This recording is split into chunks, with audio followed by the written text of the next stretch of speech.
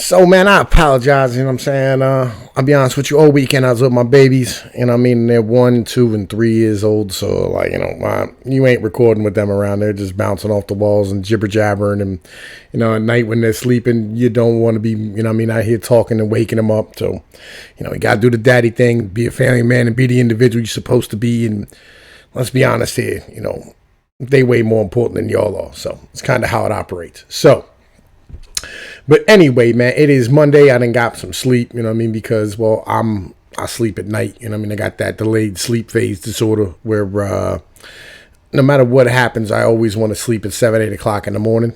And so, when my kids around, I end up, just being up all night and then being up all day. And I, take a nap with them or whatever, Then, I got to catch up on some sleep once they leave. So, but here we are. Well, Monday morning, right, the Federal Reserve announced that they're going to stand here and purchase assets with no limit to how much they're going to spend to support the markets. So it's QE infinity, right? To infinity and beyond. They just don't care. You know what I'm saying? So here we go. We're going to read this article. It's from CNBC, right? They've been, they're actually doing some decent coverage of this. The Federal Reserve just pledged asset purchasers with no limit to support the markets. The Federal Reserve announced a barrage of new programs that help keep the market functioning. Among the moves is an open-ended commitment to keep buying assets under its quantitative easing measures. There are multiple other programs, including one for Main Street businesses lending and others aimed at keeping credit flowing. The Fed will be moving for the first time into corporate bonds, purchasing the investment-grade securities in primary and secondary market to exchange-traded funds. Yeah, I told y'all, man. Like, what did I tell y'all? Like, the real problem with all this really comes down to the fact that all these corporations have massive amounts of bonds, and the bond market is where this is all going to kind of crash come from. Like, I've explained this to y'all many a times. You know what I'm saying? I'll explain it to y'all again. It's really simple. The bond market is absolutely in an insane nightmare, right? They're looking at fallen angels on all of these, and they're trying to prevent this by standing here buying these bonds and holding on to them. I don't know if it's going to work. We're going to see how big they can bump up this balance sheet and, just have it be wide open forever. We'll see what happens. The Federal Reserve said Monday it will launch a barrage of program aimed at helping markets function more efficiently among the coronavirus crisis. And by the way, this is the government-caused coronavirus crisis. All right, this is them standing here going, we're going to save the boomers by sacrificing everybody else. That's literally what they're saying. Among the initiatives is a commitment to continue its asset purchasing program and the amounts needed to support smooth market functioning and efficient transmission of monetary policy to broader financial conditions in the economy. That represents a potentially new chapter in the Fed's money printing as it commits to keep expanding its balance sheet as necessary rather than the commitment to a set amount. The Fed will also be moving for the first time into corporate bond, purchasing the investment-grade securities in primary and secondary markets through the exchange-traded funds. The move comes in a space that has seen considerable turmoil since the crisis has intensified and the market liquidity has been sapped.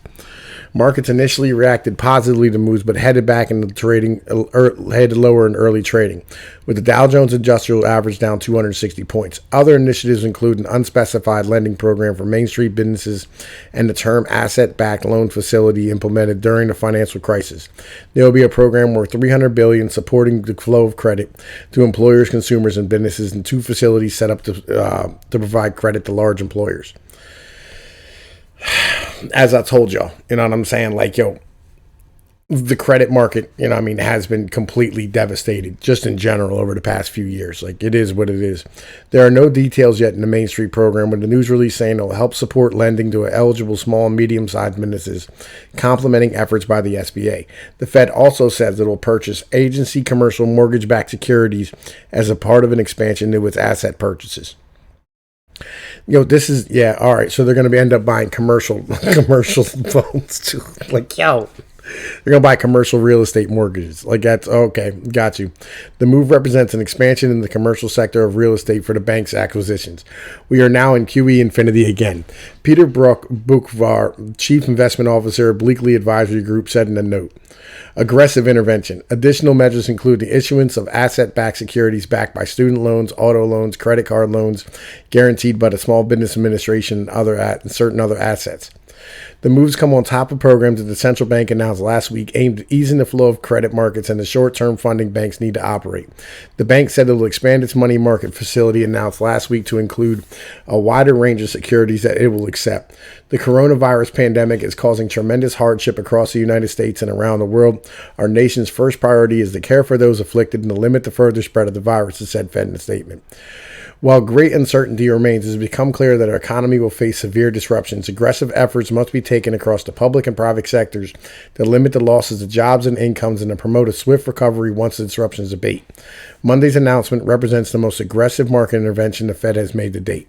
Previously, it had announced it would buy $500 billion worth of treasuries and $200 billion in mortgage-backed securities. A new move represents an open-ended commitment to the QE program. Fed policy is shifting to a higher gear to try to help support the economy, which looks like it's in free fall at the moment, wrote Chris Rupke, chief financial economist at MUFG Union Bank. The central bank is shifting from being not just a lender of last resorts, but now as the buyer of last resorts. Don't ask how much they will buy. This is truly QE infinity. The Fed announced it's expanding its commercial paper funding facility. The program will now include high-quality, tax-exempt commercial paper, and the pricing will be reduced. The central bank said it will also lower the interest rates on its repo operations to zero from 0.1%. The operations are conducted daily to provide banks short-term funding. That's the overnight thing that's been going on actually since probably last September, something along these type of lines. Right, the programs are backed by the Treasury Department to ensure the Fed does not lose money. Of course, the taxpayers are on the dole for this. Like, man, listen, how are we going to be on the hook? Again, we're sacrificing the future of our country to save the boomers.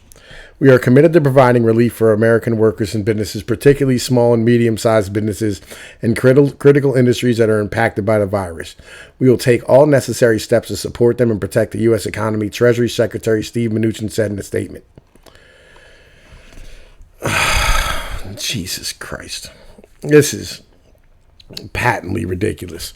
Legit, what we're doing is we are selling out the future of our nation to cover up for the fact that these boomers are old and decrepit and can't fight off this virus. That's what this is about. You know what I mean? And so we're trying to save them by sacrificing the entire economy. Right? And everybody goes, oh man, 20% of your lung function can be lost if you're under the age of 50. Look, man, it's a small price to pay. All right? Plagues have happened for eons. You don't throw away your entire economy and society behind a plague. Legit. You let the plague run its course and you do what you have to do and you get by. All right. And on the other side, you end up in a better position. After the Black Death, you ended up with the Renaissance. This is how this operates. Okay. Because there was less people, you end up having more opportunities and, a better space to operate in. The world becomes a better place. I'm sorry, but that's just how it operates. Like, it sounds like some Thanos shit, but it is some Thanos shit, and it's not wrong. I don't want to saddle my children with this debt, right, in order for me to live. I'm not cool with that, and nobody else should be either.